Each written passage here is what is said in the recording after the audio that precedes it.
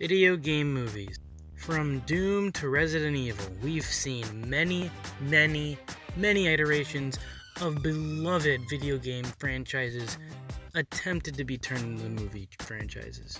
But time and time again, we're disappointed. If I go to a theater and I want to see a movie about Lara Croft, I'm already telling myself that I'm not going to have that much fun. And that is actually really sad. The amount of times that I've told myself that I would love to see an Uncharted movie, or a Horizon Zero Dawn movie, or a Metal Gear movie, or a Kingdom Hearts movie, well, I don't know about that last one, or a Final Fantasy movie. I'm surprised I didn't make this video sooner. You see, on one hand, you got movies like Detective Pikachu that are loosely based on games. They sell pretty well to the main market, which is normally younger kids that like Pokemon, and go to the theater to see it because it's a live-action Pokemon movie. It also sells to people like me because, hey, I love Ryan Reynolds. He is my favorite Canadian. Not Canadian actor, Canadian in general. But the problem with the success of that movie is that it didn't succeed because it was a video game movie.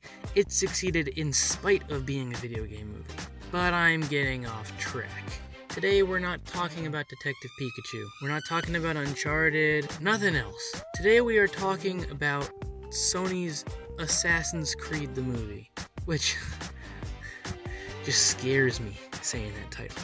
I haven't actually seen it yet, so let me go do that. So that's what cancer feels like. Yeah, I'm kinda understanding why it has an 18 on Rotten Tomatoes. Don't get me wrong, it's not a terrible movie, but that being said, it's not all that great anyhow. In terms of it being a good movie, it's really not. And in terms of it being a good Assassin's Creed movie, boy, man.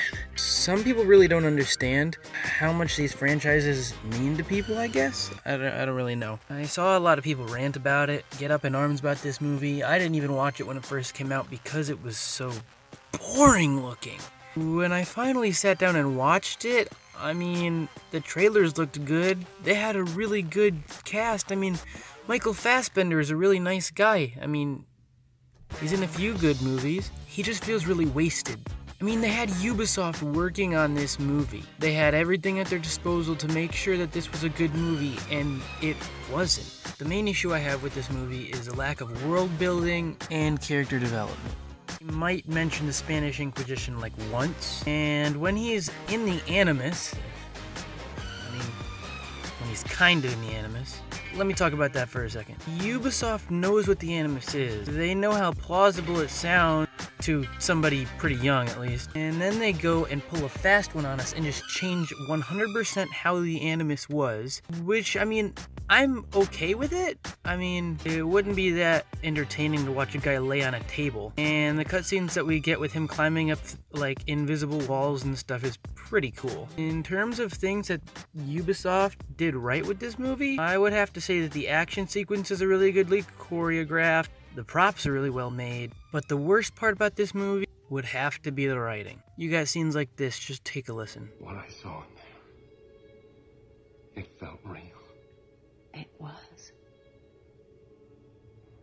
In a way. Don't mess with me. I feel different now. Why the aggression? I'm an aggressive person. Wait a minute, what? Yeah, that's a problem I have with this movie. This is how he acts through the majority of the film. Now, I'm no film genius, but I can tell when there's no character arc. If you don't know what a character arc is, I'll leave a link in the description to a video by a channel called Glove and Boot that explains what the hero's journey in the Monomyth is. You should learn about it your freshman year of high school. But anyway, it's supposed to be a sequence of events that changes you as a person from the beginning to the end of the movie. Long story short, it's supposed to be what changes you from an a-hole at the beginning of the movie to a not a-hole at the end of the movie. But this doesn't happen in this movie! He starts the movie as an a-hole, even after having a brush with death. People ask him for some help and they ask him to screw up. He gets his superpowers all Matrix style. And then some people ask him for some help again, and he then tells them to screw off all a-hole style. Then the people who asked him to help him earlier in the movie go all murder fight scene, and he speaks to the ghost of his dead mother who tells him to go all murder fight scene, and so he does. The two head honchos that run the hospital / prison thing that he was being taken to do this wacky gizmo stuff gets onto a helicopter and flies away. He follows them, kills one of them, steals the magical MacGuffin, and then they set the plot up for a sequel, which will never happen. At least I hope not.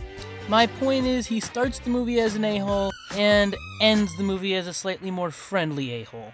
This, my friends, is the definition of something I like to call bad writing! Yeah, this is barely an Assassin's Creed film. The only thing that even makes it sort of an Assassin's Creed film is the knives on your wrist and the hoods. You take away those two things and somebody tells me it's a film that Warner made for no reason, you'd be hard-pressed to convince me otherwise. Especially with the bonky robot arm. Like I said, this movie isn't terrible. You'll talk to people who will say this movie is the spawn of Satan, which I disagree with. If you want to see some really cool CG, some really well choreographed fight scenes, and you don't mind trudging through a bunch of boring sequences, this is a movie for you. If you can take the good with the bad, you might not think this movie is too terrible, and that's where I stand. This movie isn't horrible. It's not good, it's certainly not great, but it's not bad as a lot of people make it out to be. When I talk about movies, people seem to see me as a pessimist, which I can agree with that. But something that I won't do is not give credit where credit is due. This movie was most definitely a cash grab. They tried to sell us this film because it said Assassin's Creed on it. Like I said earlier, it's not an Assassin's Creed movie. It doesn't adapt things from the films except for the knife, the name Templars, the Spanish Inquisition, but there's really no plot connections to the game. As a fan of the Assassin's Creed series, this is really disappointing. I don't really remember how old I was when it came out, but I thought it would be really cool to watch. I wasn't so young that I was oblivious to the fact that movies can be bad sometimes, but if I was like 12, I probably would have fallen asleep.